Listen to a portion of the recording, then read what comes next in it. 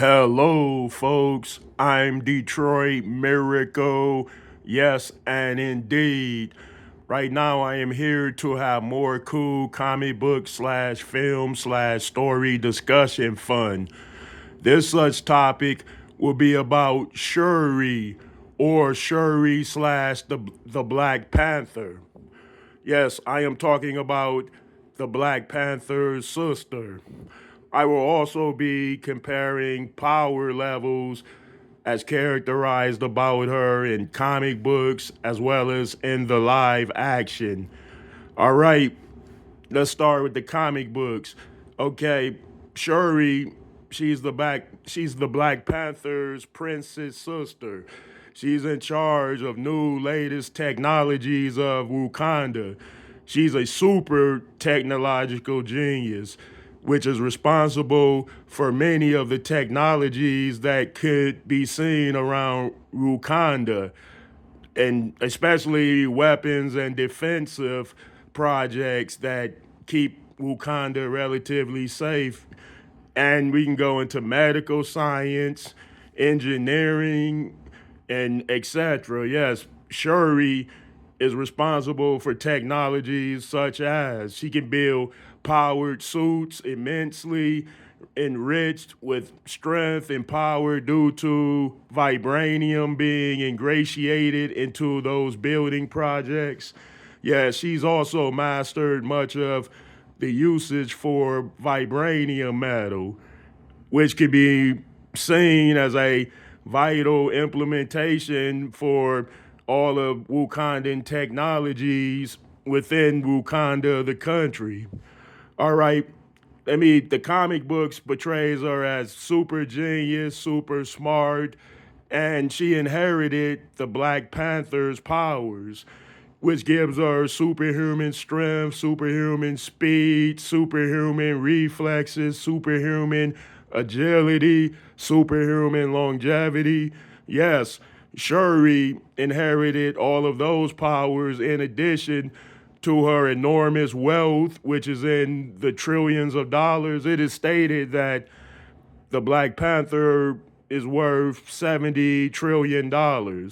So when his sister inherited the mantle of the Black Panther, she also inherited Wakanda as far as being his chief protector, princess. So the wealth, of course, is handed down to her.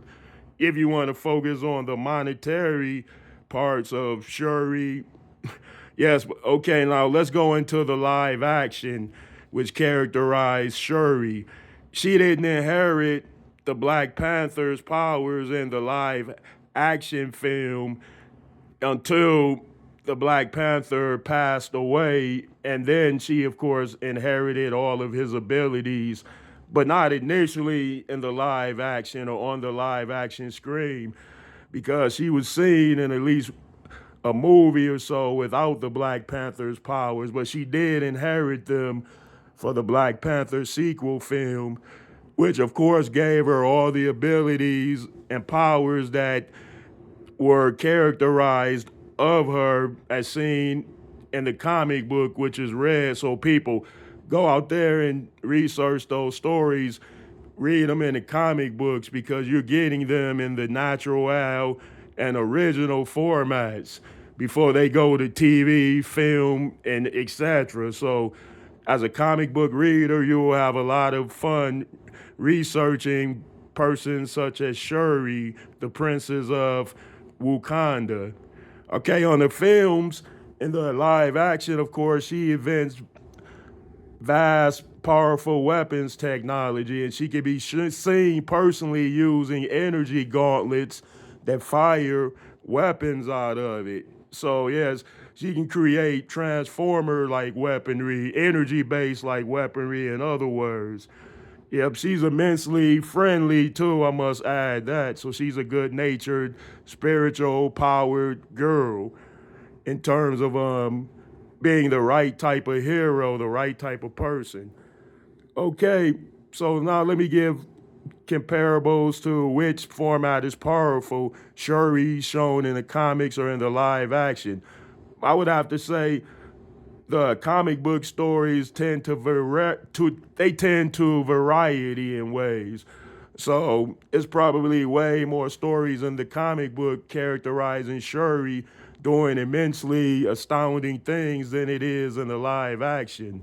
So, but either way, even if you don't watch the live action accounting of Shuri, but only go to the comic book accountabilities for Shuri, the Princess of Wakanda, you will still have a good time, nevertheless, as you would watching her in the live action for that characterization.